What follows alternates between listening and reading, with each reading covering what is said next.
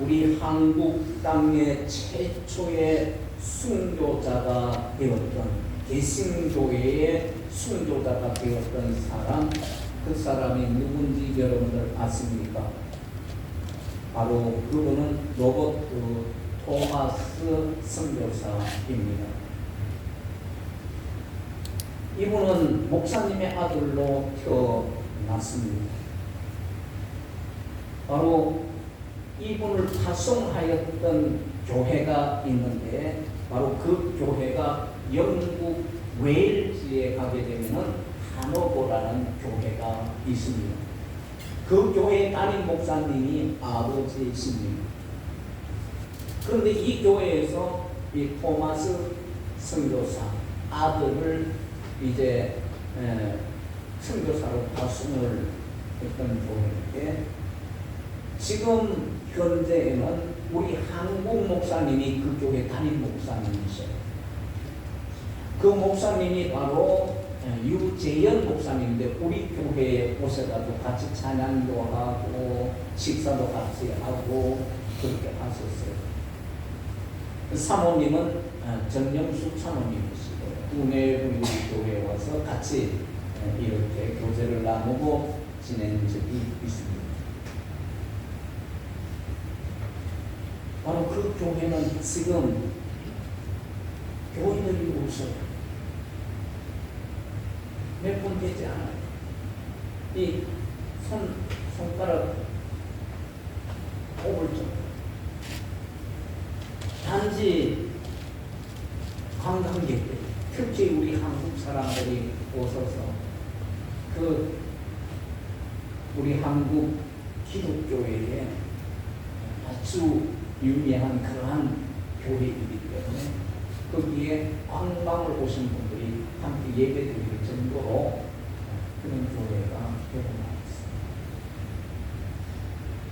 있습니다. 이 토마스 선교사는요, 런던 대학교 안에 뉴 칼리지라는 거기에서 졸업을 하고 23살 때에 그의 아내와 함께 선교사로 중국 상해에 이제 선교사로 파송되어서 거기서 선교사 활동을 하게 되었습니다.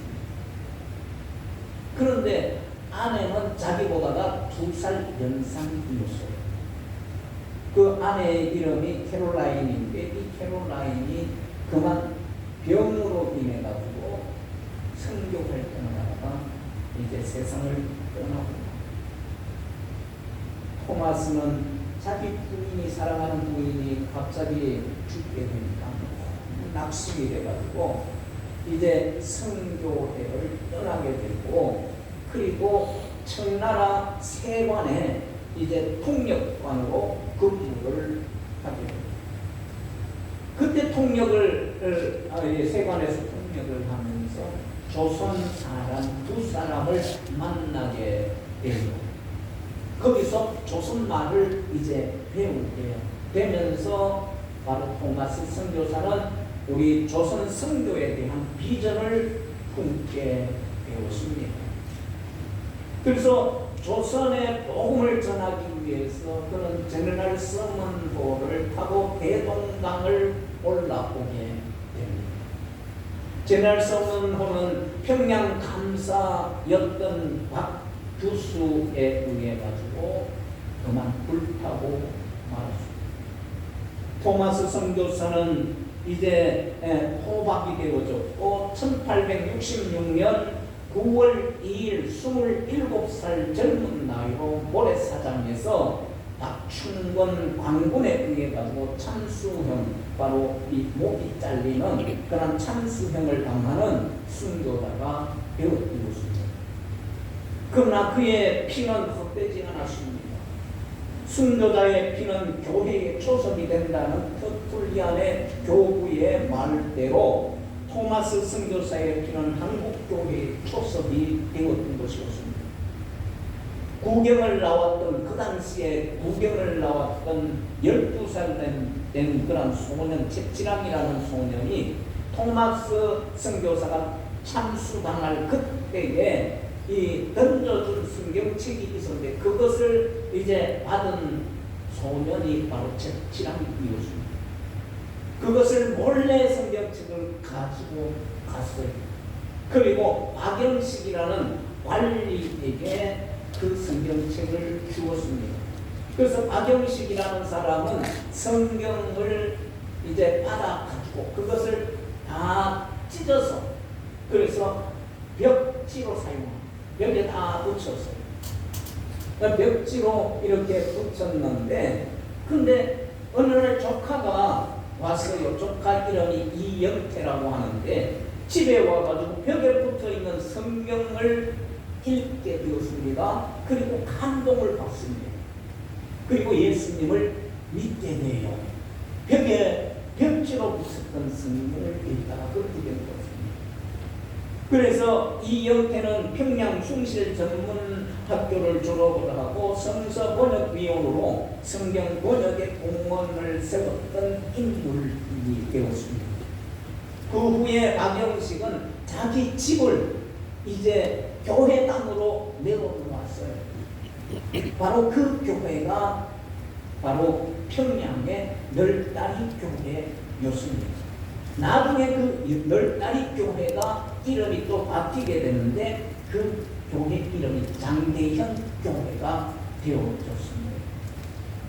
평양 대붕의 운동의 장소가 되었던 것이었습니다. 토마스를 죽인 박충건이라는 사람은 널다리 교회에서 이제 주일날 되면은 그냥 종을 치니까 종소리를 들을 때마다 너무 괴로워가지고 견딜 수가 없었다는 것입니다. 그래서 이 박충건은 마포산열이라는 마포 선교사를 찾아가가지고 예수를 믿게 되었고 그는 결국은 교회의 영수가 되었습니다. 지금 우리나라에는 영수라는 제도가 없어요. 그 당시에는 목회자도 없고 그렇게 하다 보니까 목회자일 뿐만 아니라 교회의 이제 교인들의 대표인 그런 장로님과 비슷한 그러한 그 직을 겸하여 하는 그러한 직분이 바로 영수라는 직분입니다. 그 영수가 되어졌어요. 그래서 바로 평양궁에 큰 공헌을 하였던 사람이 박충건이었습니다. 그리고 토마스 선교사가 순교한 이후에 19년이 지났어요. 1985년 4월 5일 부활절 새벽이었습니다. 그때에 언더우드 선교사와 아펜젤러 선교사가 정식으로 조선에 들어오게 되었습니다. 토마스 선교사가 피가 뿌려진 대동강 주변의 평양은 1907년 대붕운동이 일어나서 한국교회의 중심지가 되었고 동양의 예루살렘이라고 명칭까지 얻게 되어졌습니다. 토마스 선교사는 단호하게 어두움에 참여하지 아니하고 빛의 아들로 살았던 것이었습니다. 그로 인해서 한국에 나타난 것마다 빛이 되었던 것이었습니다. 복음의 빛을 비춘 것입니다. 그러므로 우리도 어둠에 속하지 말고 빛에 속한 그러한 자들이 되어질 수 있기를 주님의 이름으로 축원합니다. 여러분 오늘 본문 말씀은 예수 그리스도의 재림에 대한 영적 각성과 근신을 교훈하고 있는 그 말씀입니다.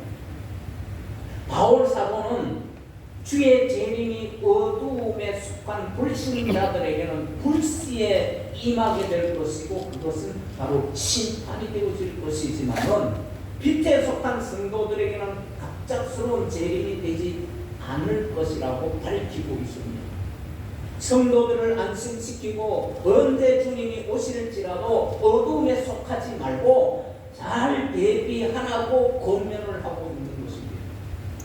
그렇다면 어둠에 속한 자들이 누구입니까? 주의 날에 징조도 보지 못하고 재림에 대한 준비도 하지 않는 자들이 바로 어둠에 속한 자들인 것입니다. 오늘 본문 5절을 여러분들 한번 보십시오. 5절 다 같이 한번 보십시다. 시작. 너희는 다 빛의 아들이요 낮의 아들이라 우리가 밤이나 어둠에 속하지 아니하나니 그랬습니다.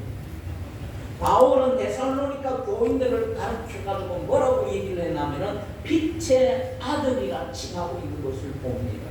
우리 개운교회 모든 성도들도 바로 이 데살로니가 교회와 같이 빛의 아들들이 되어질 수 있기를 주님의 이름으로 축원합니다. 어둠에 속하면 안 된다는 것입니다.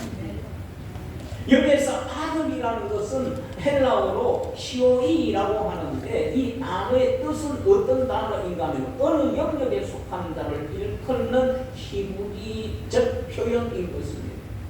그래서 손자도 아들이라고 표현을 해요. 왜냐하면 같은 그런 영역에 속해 있기 때문에 아들이라 그렇게 얘기를 하는 것입니다.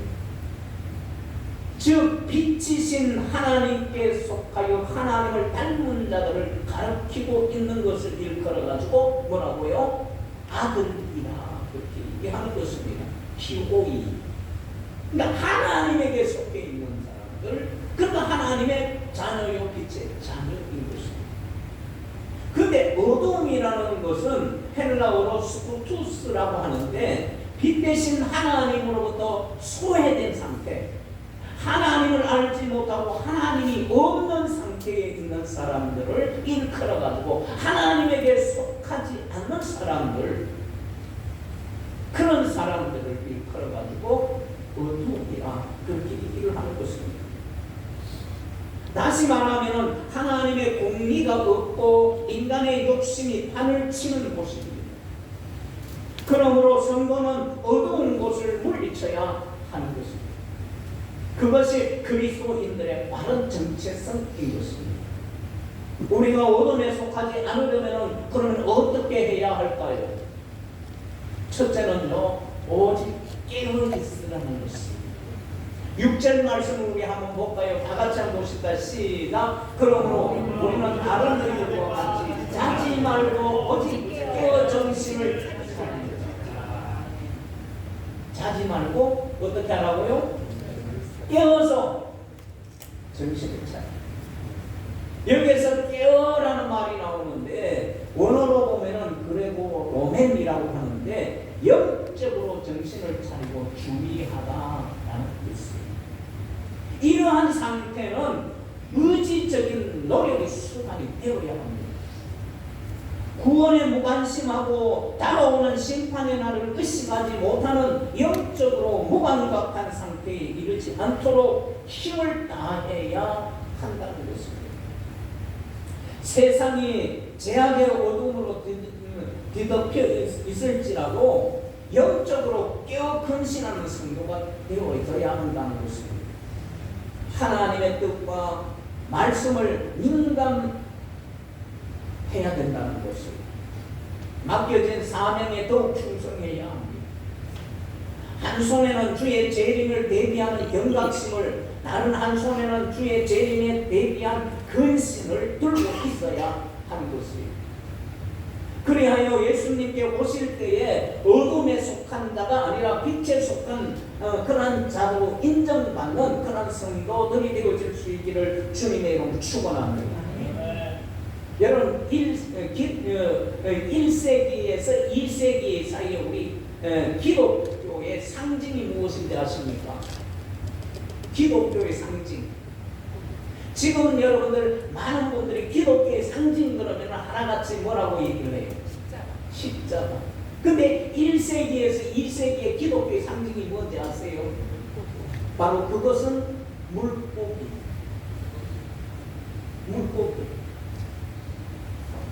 그것이 기독교의 상징일 뿐만 아니라 우리 그리스도인이라는 상징이기도 하는 것이에요.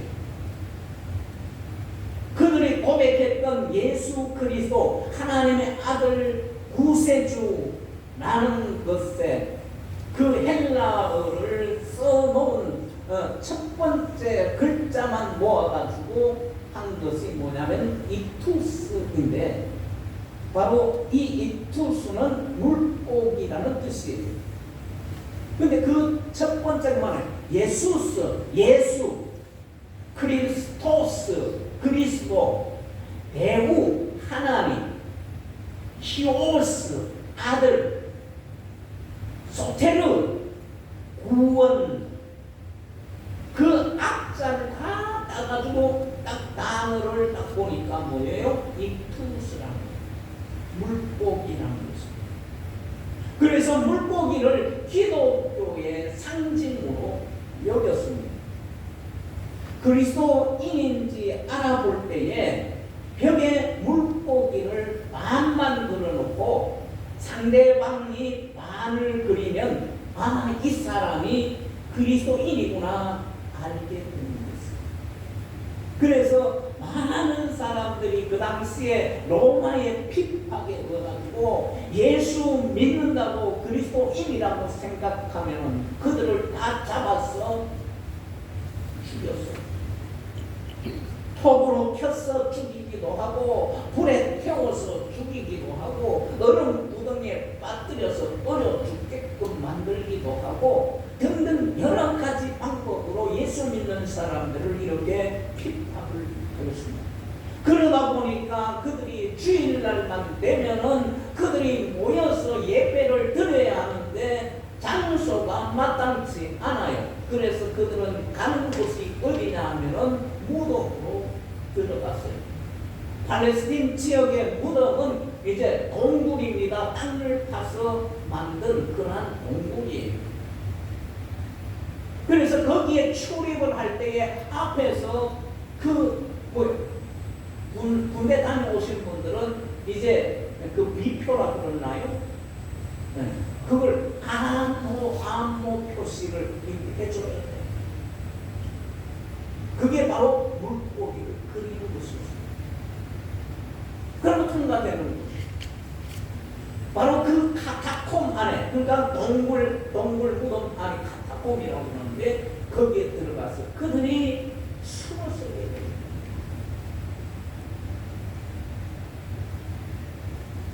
그래서 그 표시를 하는 것으로 이 사람이 그리스도인이구나 라고 그렇게 했습니다. 또 하나는 어떤 의미가 있냐면 이 물고기는 잠을 잘 때에 눈을 감습니까? 안 감습니까? 예? 감아요? 안 감아요. 물고기는 잠잘 때도 눈을 뜹니다. 또 물고기는 죽어도 눈을 뜹니다. 여러분들 생선 가게 가보십시오. 생선을 보면은 죽었지요. 죽었는데도 불구하고 눈을 감았어요, 떴어요? 예? 떴어요. 여러분, 우리 그리스도인들이 그래야 된다는 것을. 잠잘 때도 뭘 하라고요? 눈을 뜨세요. 죽어도 눈을 뜨세요. 무엇을 얘기하는? 영적으로 잠을 자지 말라는 거예요. 눈을 뜨라는 거예요. 영적으로 죽더라도 어떻게 하라고요?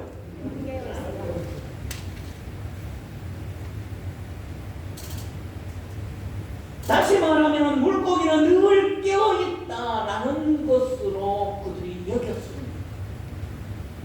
그런 의미 때문에 물고기가 그리스도의 상징이 되었던 것이었습니다. 그러기에 그리스도인들은 항상 영적으로 눈을 뜨고 깨어있어야 하는 것이에요. 오직 영적으로 깨어 이 시대를 분별하는 자가 되어질 수 있기를 주님의 이름으로 축원합니다. 그리고 두 번째는 오직 구원을 얻으라. 9절 말씀에 보십시다. 다같이 시작. 하나님 우리를 세우시면 노하시되 이르게 하심이 아니요 오직 우리 주 예수 그리스도로 말미암아 구원을 받게 하시라. 여기 구원은 소테리아스라고 하는데 죄에서 말미암는 모든 형벌로부터 구원이라는 것입니다. 어둠에 속하지 아니하려면은 죄의 종로로 돼서 해방되어야 합니다. 죄에서 자유함이 되어야 하는 것입니다. 하나님과 완전한 교제에 들어가야 하는 것입니다. 구원은 철저히 하나님의 일이에요. 오로지 자력이 아닌 내 스스로 아무리 노력을 한다고 해가지고 죄에서 구원받을 수 있느냐, 죄에서 해방받을 수 있느냐, 죄에서 자유할 수 있느냐? 없어요. 하나님의 은총에 의해 이루어지는 것이 구원입니다. 제사함입니다. 구원을 얻기 위해서는 하나님의 은혜가 필수적인 것입니다. 항상 하나님의 한없는 은혜 아래 거해야 하는 것입니다. 예수님께서 목숨을 버리심으로 하나님의 진노하시면서 건짐을 받고 영원한 생명을 받게 되어진 것입니다. 그로 인해서 어둠의 일을 벗어버리고 빛 가운데로 나오게 된 것입니다. 그러므로 구원의 확신을 가지고 빛의 아들로 부끄럼 없이 살 수 있는 저와 여러분들이 되어지기를 주님의 이름으로 축원합니다. 청교도 혁명에 가담을 한 분이 있었어요. 그런데 그는 실패하고만 갔습니다. 그는 정치가예요. 그런데 스트레스를 너무 받은 거예요. 그래서 스트레스를 도저히 이길 수가 없어서 나이가 44살 때에 그만 앞을 보지 못하는 실명을 갖게 되었어요. 시각장애자가 된 거예요. 그렇지만 그 불행 속에서도 그는 글을 쓰기 시작합니다. 그런데 사랑하는 아내가 그를 버리고 떠났다가 돌아왔지만은 3명의 딸을 남겨놓고 세상을 떠나고 맙니다. 그러다가 48살 때에 재혼을 하게 됩니다. 근데 그 재혼한 아내도 1년 만에 하늘나라로 떠나고 맙니다. 그에게는 세상적으로 위로받을 수 있는 것이라고 아무것도 없었습니다. 유일하게 위로받을 수 있는 것은 하나님의 말씀을 묵상하는 것이라고 했습니다. 그리고 그가 특별히 좋아했던 말씀이 있는데 요한일서 1장 5절 말씀입니다. 하나님은 빛이시라 그에게는 어둠이 조금도 없으시다는 것이다. 그는 실명을 했기 때문에 구원의 빛이 더욱더 소중했어요. 어둠 속에서 인생을 이렇게 끝낼 수 없다는 각오로 구원의 빛을 제공한 성경으로 들어가 글을 쓰기 시작하였어요. 55살 때에 3번째 아내를 맞이하게 됩니다. 아내는 엘리자베스인데 남편을 앞을 못 보는 남편을 위해서 헌신적으로 도와주는 아내였습니다. 밤이면 그는 상상의 나래를 펼치고 작품을 구상하기 시작합니다. 거기에 몰두합니다. 아침이 밝아오게 되면 돕는 사람들을 통해서 작품을 구술한 때에 다 받아 쓰도록 그렇게 하였습니다. 드디어 실명 15년째였습니다. 그의 나이 59세 10권으로 펼쳐지는 기독교 문학 최대의 서사시라고 하지요. 불면의 명작입니다. 신라 파라다이스 로스트 신라원을 탄생시키게 되었습니다. 그는 누굴까요? 존 밀턴이었습니다. 그는 구원에 흔들리지 아니하고 구원의 확신을 통해서 이루어냈던 작품이 바로 신라원입니다. 신라원은 인간의 타락과 구원을 주제로 가지고 있는 것입니다. 사랑하는 성도 여러분, 저와 여러분들도 이 구원의 확신을 가지고 빛의 아들로 저와 여러분들이 되어지기를 주님의 이름으로 축원합니다. 그리고 세 번째는 오직 덕을 세우라 그랬습니다. 11절 말씀이에요. 다 같이 보십시다. 시작. 그러므로 피차 권면하고 서로 덕을 세우기를 너희가 하는 것 같이 하라. 여기에서 덕을 세우라라는 말이 나옵니다. 원어로 오이코도 메이테라고 하는데 신앙의 견고함을 돕기 위해 서로 용기를 북돋아주라라는 것이 바로 덕을 세우라라는 것입니다. 서로 관심을 가지고 부지런히 권면하고 위로하고 세워야 한다는 것입니다. 이것이 어둠에 속하지 않는 빛의 자녀들이 계속적으로 해야 할 행동이라는 것입니다. 이 말은 동사지요. 오이코도 메이테라는 동사인데 이 동사는 반복을 나타내는 현재 시대 명령과 능동형으로 되어져 있어요.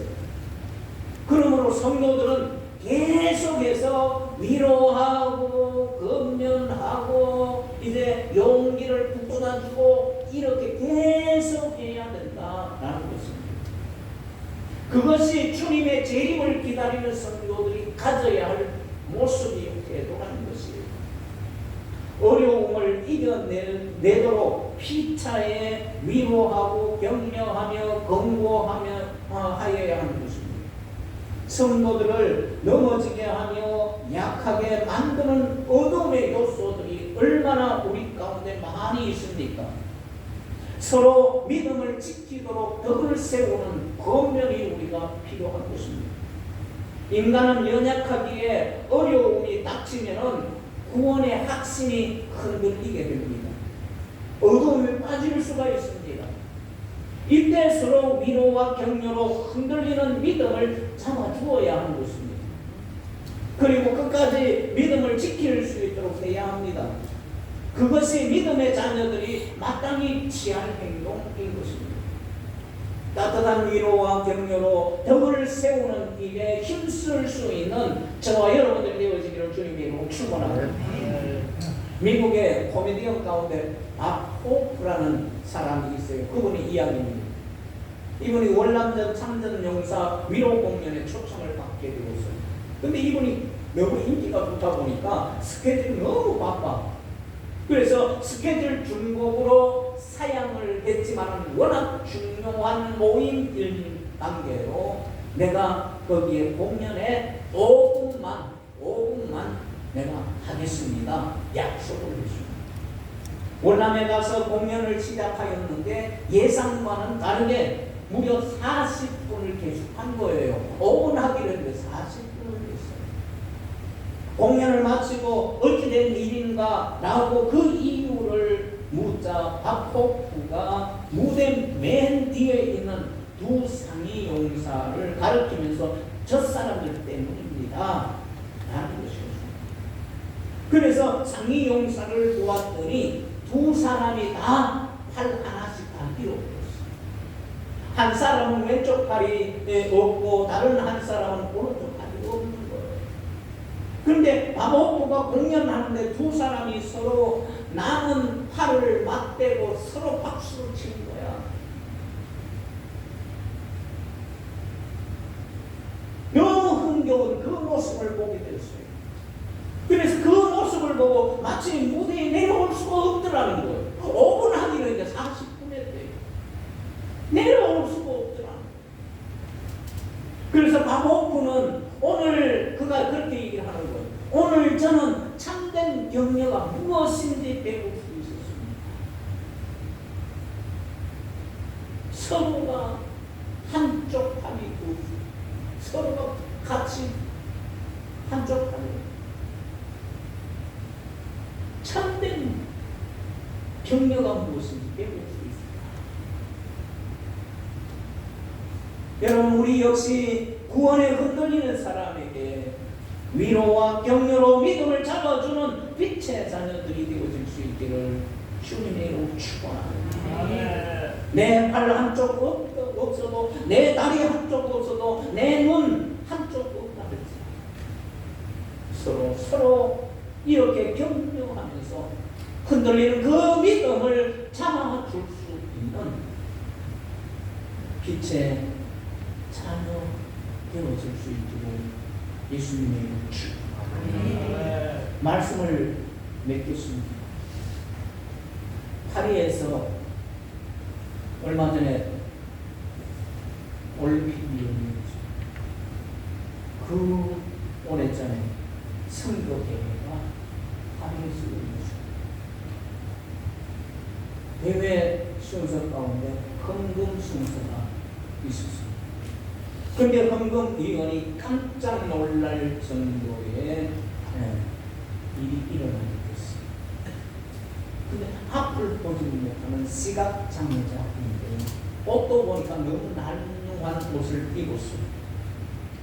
근데 헌금을 하는데 보니까 상당한 큰 금액 헌금을 드린 것을 보게 됐어요. 그래서 깜짝 놀라지 않을 수 없었어요. 헌금위원은 대회가 이제 끝나고 그를 찾아갔어요. 물어봤습니다. 어떻게 그리 많은 헌금을 하실 수가 있습니까?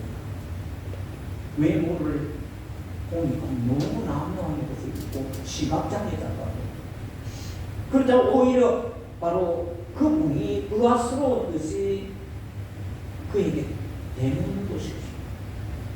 저라고 헌금을 많이 내지 못할 이유가 있습니까?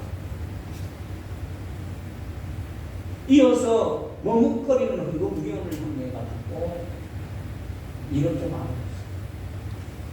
제가 친구를 물어보았어요. 밤에 등잔을 박히는데 기름값이 얼마나 드는지. 친구가 제게 그 액수를 알려주었어요. 저는 기름값을 절약한다는 심정으로 돈을 모았습니다. 보시다시피 저는 앞을 보지 못하는 소경이기 때문에 밤이 되어도 등잔불을 밝힐 필요가 없지 않습니까? 그래서 기름값으로 모은 돈을 육신의 어두움보다 훨씬 더 큰 고통을 당하는 영적 어둠에 빠진 자들에게 복음의 빛을 비추는데 사용하기를 바라는 마음으로 그 헌금을 드리셨습니다. 이어서 그는 이런 얘기입니다. 나는 천국에 초라한 오두막 집을 짓는 것은 대저택을 나를 위해서 천국에 짓고 있는 것입니다. 라고 했습니다. 비록 육신의 눈은 어두웠지만 영의 눈이 밝은 사람이었습니다. 육체적인 장애를 거룩하게 승화시켰던 것입니다. 그 어둠에 속하지 아니하고 밝은 빛의 길을 걸어가고 있었던 것이었습니다. 사랑하는 성도 여러분, 이제 삶을 한번 돌아보시기를 바랍니다.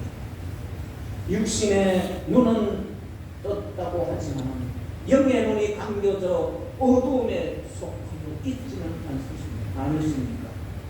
어두움에 머물러 있는 것은 아니십니까? 어둠에 속하지 말고 속히 빛으로 나오시기를 주님의 이름으로 축원합니다. 모름지기 그리스도인들은 영적으로 근신해야 합니다. 결코 어둠에 속하지 말아야 합니다. 부디 영적으로 깨어 있을 수 있기를 바랍니다. 구원의 확신을 든든히 가질 수 있기를 바랍니다. 그리고 서로 격려하며 덕을 세워가는 일에 힘을 다해서 어둠에 속하지 아니하는 그런 복된 우리 개운교회 성도 여러분들 다 되어지기를 주님의 이름으로 축원합니다. 기도하시겠습니다.